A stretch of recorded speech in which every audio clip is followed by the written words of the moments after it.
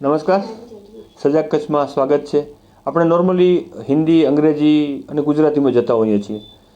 ગુજરાત સરકાર દ્વારા વિવિધ યોજનાઓના અંતર્ગત નગરપાલિકા એટલે સ્થાનિક લોકલ બોડીઓ માટે ઘણી બધી એવી વાતો હોય છે કે વિકાસના કાર્યો માટે ગ્રાન્ટ આપતી હોય છે અને એ અનુસંધાને સામાન્ય સભાનું પણ કરવામાં આવે છે.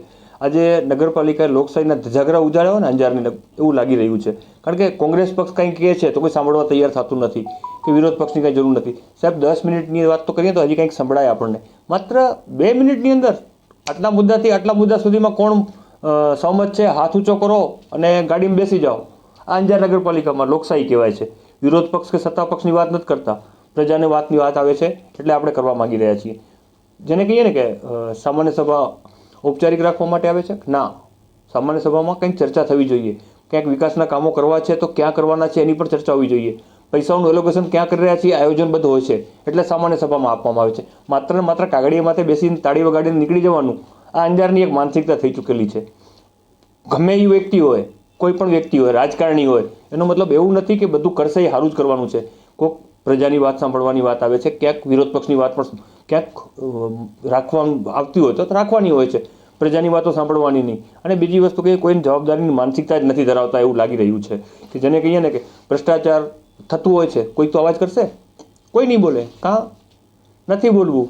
બધા જેને કહે ને બિલાડીના નળીમાં ઘંટ બાંધવાની વાત આવે છે. અરે ભાઈ, કંઈક તો કરો પ્રજા માટે. તમને ચૂંટ્યા છે, 5 વર્ષ માટે ચૂંટ્યા છે, પક્ષે તમને ટિકિટ આપી છે, કંઈક તો સારું કરો. માત્ર નરેન્દ્ર મોદી તાળી વગાડશે, નરેન્દ્ર મોદી સારું કરશે તો એના પક્ષવાળા નથી. હમણાં જ 45 જણા કારોબારીમાં આવ્યા અંજારની વાત કરીએ તો એમાંથી કોઈને ખબર નથી પબ્લિક માટે શું કામ કરવાનું છે. જોવું પડશે, કંઈક ને કંઈક જોવું પડશે કે જેને કહીએ ને કે અધિકારીઓને ખબર નથી પડતી હોતી. અંદાજપત્ર બનાવે છે, કોને સમજાવે છે એ તો જોવું પડશે. અરે અધિકારીઓને જ્યાં કામ થવાનું છે ત્યાં તો કામ કરવું જ પડશે. અંદાજપત્ર કોણ બનાવે છે? તો અધિકારી બનાવે. તો તમારે સામાન્ય સભા બનાવવાની જરૂર શું છે? ડાયરેક્ટ અધિકારીને જ કહી દો ને, ભાઈ તમે આ કામ ચાલુ કરી નાખો. કોઈની ચર્ચા કરવાની જરૂર નથી, કોઈની મંજૂરી લેવાની નથી. ખાલી સહી કરી નાખો, તમારી સામાન્ય સભાની એજન્ડા પૂરી કરી જ નાખો. આજે કહીએ છીએ ને કે અધૂરી યોજનાઓ જ્યાં પડી છે એને કોઈ ચાલુ કરવા કે પૂરી કરવા માટે કોઈ આવતું નથી. માત્ર ને માત્ર બજેટ વધારો, વિગતો આપો. સાહેબ, પૈસા સરકાર આપે છે, એના લેખાજોખા તો પબ્લિકને આપો. માત્ર ને માત્ર વોટ લેવા માટે જ્યારે ચૂંટણી આવે, હા હા હા હા હા હા વોટ અમને આપજો. વોટ આપે છે લોકો, લાગણીથી આપે છે. નરેન્દ્ર મોદીને ઓળખે છે, અમિત શાહને ઓળખે છે, ભૂપેન્દ્ર પટેલને ઓળખે છે. એ લોકોને માટે આપે છે. સ્થાનિક લોકોને નથી આપતા, ભાજપને આપે છે.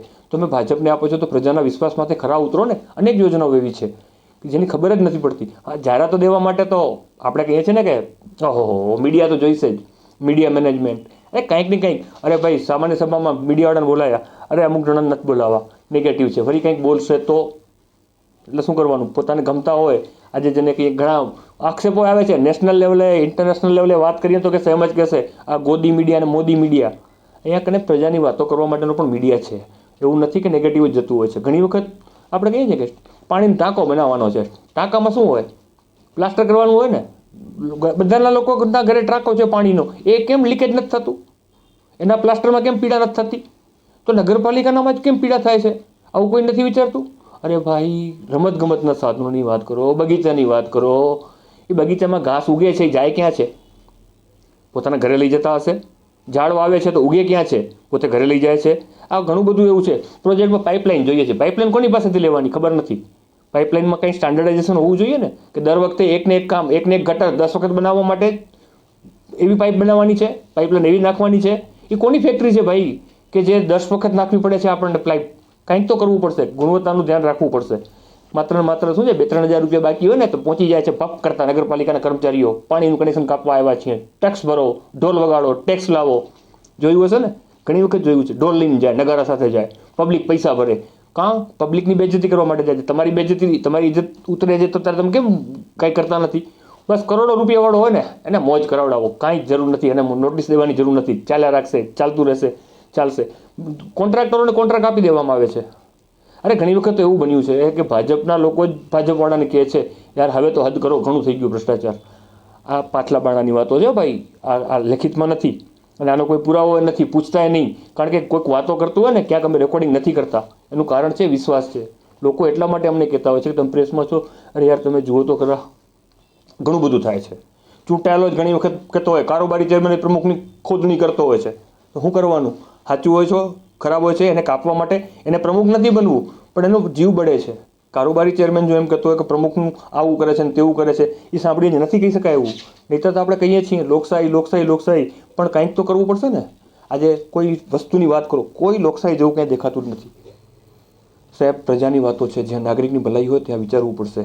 ભૂતકાળમાં જાઓ ને સાહેબ, આજથી હું એમ તો કહું છું યવનોનું શાસન હતું રુસ્તમજી વખતે. નામે કોઈને ખબર નહીં હોય નવી પેઢીને કે રુસ્તમજી કોણ હતો ભાઈ. એ વખતે જો ભાજપવાળા ભેગા થઈ અને એ લોકોને 17 વર્ષનું જે યવનોનું શાસન નાબૂદ કર્યું હતું ને, એવી તો બનાવો યાર. તમે કંઈક પ્રજા માટે કંઈક તો કામ કરો. ખાલી માત્ર ને માત્ર વ્યવસ્થા કરી નાખવાની થઈ ગઈ, કાગળિયા પૂરા કર્યા. કોઈક જૂના વ્યક્તિને પૂછજો. મારા ખ્યાલથી જૂનામાં અત્યારે ધનજીત નારાયણ સોરઠિયા છે, વસંતભાઈ કોડરાણી છે, એ લોકોને પૂછો ને કે આ ભાજપ આવીને ઊભું રહ્યું જ્યારે સાહેબ, જ્યારે ભાજપમાં ગુજરાતમાં કોઈ નહોતું ઓળખતું ને ત્યારે અંજારમાં ભાજપનું શાસન હતું અને અત્યારે ભાજપનું શાસન છે. એ વખતે લોકશાહી હતી, બધું બરાબર થતું હતું. કેમ હવે કેમ તકલીફ પડે છે? ઓટોમેટિકલી હવે અંદાજપત્ર બનાવી નાખ્યું, સહી કરી નાખી, થઈ ગયું, કરી નાખો, થઈ જાય. શું કરવાનું? આ બધું કરવા માટે જ છે. આક્ષેપો કરે કોંગ્રેસવાળા આવું કરે છે ને કોંગ્રેસવાળા તેવું કરે છે. ભાઈ તમારામાં બેઠેલા છે ભાજપના લોકો જ ભાજપનું ઘણી વખત ખોદતા હોય છે. આ કામમાં રૂપિયા ખવાઈ ગયા, આ કામમાં રૂપિયા ખવાઈ ગયા. જેણે ખાધા હોય એણે વાંધો નથી, તમે ખાઓ, તમને કોઈ ના નથી પાડતું. ભ્રષ્ટાચાર કરો, તમને કાંઈ વાંધો નથી. અરે સાહેબ વિચારો તો ખરા, ડીડીટી માટે આટલા રૂપિયા નાખવાના છે? એ ડીડીટી જાય ક્યાં છે? કોના ખિસ્સામાં જાય છે? રોડ ઉપર જાય છે? જોવું પડશે. ડીડીટી છાંટવાનું છે, ખિસ્સામાં નથી રાખવાનું, ખાલી ગોડાઉનમાં મૂકી દે છે. શું કરવાનું? લાસ્ટ ટાઈમમાં ક્યાં ગોદામમાં મૂકી દે જોવું પડશે સાહેબ. પૂછો, કોઈ નહીં પૂછે, કારણ કે તાળી વગાડે ને એ લોકોનું જ માન છે. બાકી તો હજી એક વાત કીધું કે જેને ભ્રષ્ટાચાર જ કરવો છે એ પ્રજાનું નહીં વિચારે. વાંધો નહીં, આવશું, આવી રીતે જ લઈને આવશું. કાંઈ અહીંયા તો એક જ વસ્તુ છે, હજી તમને કહી દઉં છું, રોટલો છાશ અને ચટણીવાળા છીએ ભાઈ. શ્રીખંડ પૂરી માટે નથી દોડવાના. એક વખત હજી સમજી લેજો, રોટલો છાશ અને ચટણી. એવું નથી કે તમે 5 રૂપિયા આપશો તો જ અમે કામ કરવાના છીએ. નહીં, નથી જોઈતા. આ બધી વસ્તુ કરશું જ. કોઈને બોલવું પડશે. માત્ર કોંગ્રેસ બોલે અને ભાજપ બોલે ને એવું નથી કરવાનું. અહીંયા ભાજપવાળા ભાજપનું બોલે છે, બોલવા દેવાનું, આપણે કાંઈ વાંધો નથી. ને અહીંયા કને કોઈના ઇન્ટરવ્યૂ લેવા માટે જવાની જરૂર નથી અમારે કે ભાઈ કોંગ્રેસવાળા શું કહે છે અને ભાજપવાળા શું કહે છે. કાંઈ જરૂર નથી, ઘણું બધું કરી લીધું છે. હવે તો વાતો કરવી જ પડશે, કોઈએ આગળ આવવું જ પડશે. માત્ર ને માત્ર વાતોથી નહીં ચાલે. ભાજપનું શાસન છે, ભાજપની રીતે ચલાવો. ભૂતકાળ જુઓ ભાજપનું, વર્તમાનમાં એનું નામ નાલેસીમાં આવે એવું ના કરો. બસ અત્યારે આટલું જ. ફરી પાછા મળશું કંઈક નવા સમાચાર.